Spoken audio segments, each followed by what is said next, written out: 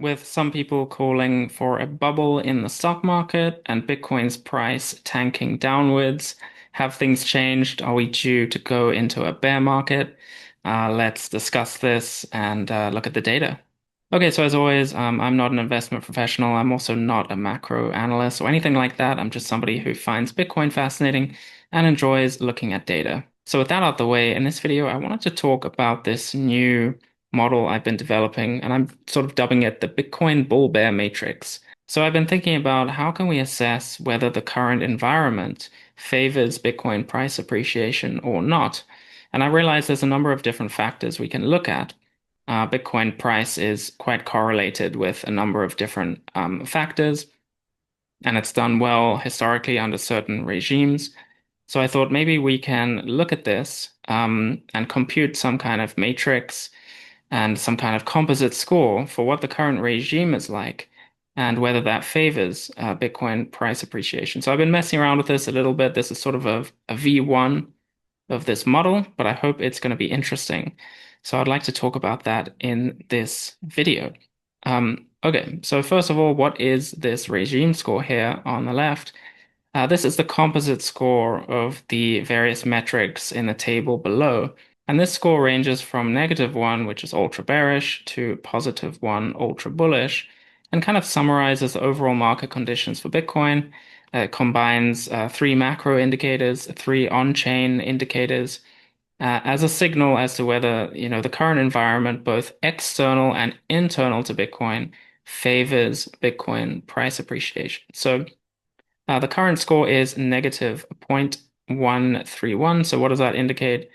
It's kind of neutral still in my model. It's not negative enough to warrant a bearish flag, but it is sort of mildly bearish. So let's look at the different metrics that I'm computing here to actually calculate this overall score. So I've chosen six metrics, like I mentioned, three kind of macro indicators and three sort of more internal to Bitcoin to try to get sort of a holistic understanding, a holistic picture of the current market environment for Bitcoin, while looking at as few indicators as possible, so as to not, make it too complex or introduce noise and things like that. Okay, so let's take a look at these one by one. The first is stock momentum. So essentially just looking at the stock market. Are we in a bear market? Are we in a bull market? The way I'm calculating this is I'm looking at the S&P, and then I'm looking at how far above it is relative to its 200-day moving average, and then I'm weighting that with a recent momentum score, which looks at, how the recent month, the recent movements in the recent month, and then weighting that, getting a percentage value, and then I've assigned various thresholds to that. And again, this is being scored on a scale from -1 to 1. Currently, the model is showing zero point 0.5, which is a relatively bullish, and it's indicating we're in a risk-on regime. And I don't think anybody would argue with that. The stock market's been doing really well recently. And of course, that's good for Bitcoin, right? Because although we know better, the market still trades Bitcoin like a risk asset.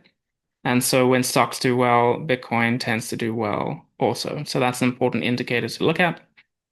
The next one is MVRV, and this is actually an on-chain indicator. And what this is it's the market cap of Bitcoin divided by the on-chain cost basis. And so in like raging bull markets, you tend to see this ratio really blow out because the price gets very overextended and everybody's in so much profit at that point that, the selling is bound to start.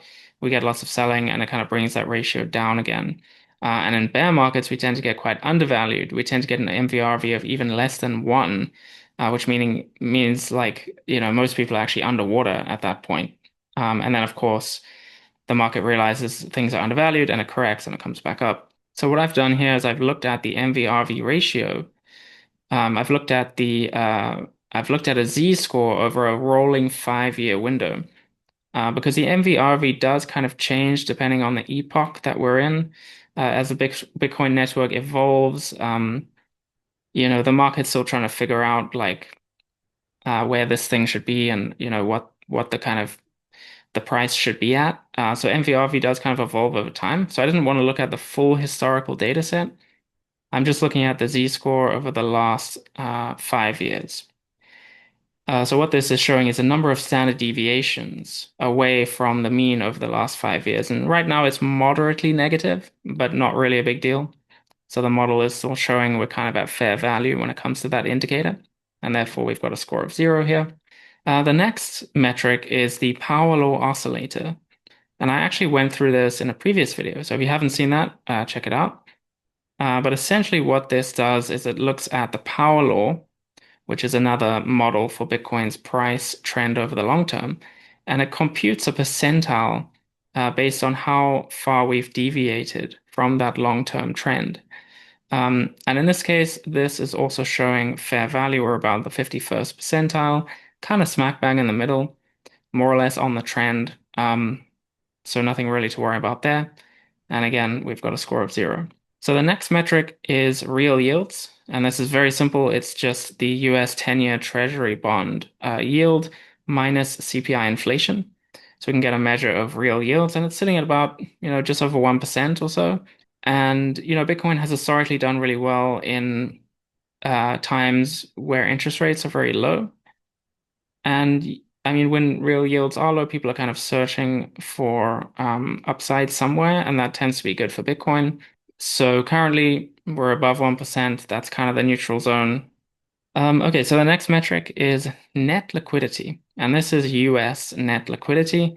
And if you've been following Bitcoin, you would probably know that Bitcoin is correlated very much so with liquidity, both global liquidity, but also US liquidity to a slightly lesser degree. I would have liked to use global liquidity, but that's quite hard to calculate. You need to have data coming from various central banks around the world, and then like weight that by like market cap, and it's kind of complicated. So what I decided to do is rather just look at US net liquidity as kind of like a proxy, and the US, is the biggest market. I think it probably has the biggest impact, anyway, from a liquidity point of view. So I'm going to dive into this in a little bit more detail, but what this is essentially the Federal Reserve's balance sheet, which is kind of like a proxy for bank reserves. And the more bank reserves in the system, the more banks tend to lend, and that means, more money getting injected into the economy.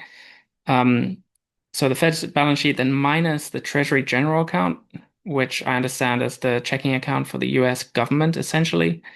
So the US issues bonds, and they fill up their checking account with those proceeds, and then they spend that back into the economy. But before that's been spent, that becomes like a liquidity suck. So when they issue those bonds, money gets sort of sucked out of the economy before it's spent back in. So that's an important component. And then the last is the reverse repo, which is kind of similar, but banks lending to each other overnight. And that also becomes kind of like a repository of liquidity. So again, I'm not a macro analyst. This is what I understand from the kind of the research that I've done. Um, but that's an interesting indicator because Bitcoin has historically been quite correlated with changes in liquidity. And currently we're in a moderate contraction. So the Fed has been shrinking their balance sheet for the last while. And also, due to the US government shutdown, the Treasury General account is filled, but it hasn't actually been spent into the economy yet. So they've sucked a bunch of money out of the economy and it hasn't been put back in. So that has become kind of like a bit of a drag on liquidity, which I think is really interesting. And that might be having an effect on risk assets and Bitcoin in particular. So what the model is showing here, moderate contraction, and it's assigning it a score of negative zero point 0.5. So relatively bearish signal there. And then finally, we're looking at sentiment. And for this, I'm just simply looking at the crypto fear and greed index. If you don't know what that is, it's sort of a standard measure of, sentiment in the crypto community, but it combines a few different metrics, which is why I like it. One of the metrics is Bitcoin dominance. And the idea is that, as Bitcoin dominance grows, people are getting more and more fearful because they're getting out of altcoins and things like that and back into Bitcoin. And so I think this is a good sort of proxy for the general sentiment in the community. And it combines a few different metrics that I think are interesting. So I threw that in there as well. And this one is the most bearish indicator by far because we're sitting at 20, and this is computed on a scale from 0 to 100. And the 20 is the extreme fear zone. So the sentiment is really bad in crypto right now and in Bitcoin as well. And so that's the most bearish score you can see on this indicator. So then what I'm doing is I'm essentially just computing an average, like a weighted average. And yeah, I'm coming up with a regime score of slightly negative, but not too bad. We're sort of still in the neutral zone. Um, so what does this mean for Bitcoin's price action going forward? Well, it really depends on how things evolve from here. For example, if we have a big crash in the stock market, people have been calling for like an AI bubble, things like that. If we see the stock market crash and start to dip downwards and sort of go into a bear market, this indicator will flip and then we'll be firmly in the bearish territory. On the other hand, for example, if the stock market continues to go up in a bull market, the US government shutdown ends, uh, and liquidity gets injected back into the economy, and this indicator flips bullish, well then things are starting to look better, right? So it really kind of depends what's going to happen. So that's it for this video. Again, I'm not an investment professional or a macro analyst or anything like that. I'm just somebody who finds Bitcoin very interesting and enjoys looking at data. So if you enjoy that too, please do subscribe and follow along, and I'll see you in the next video.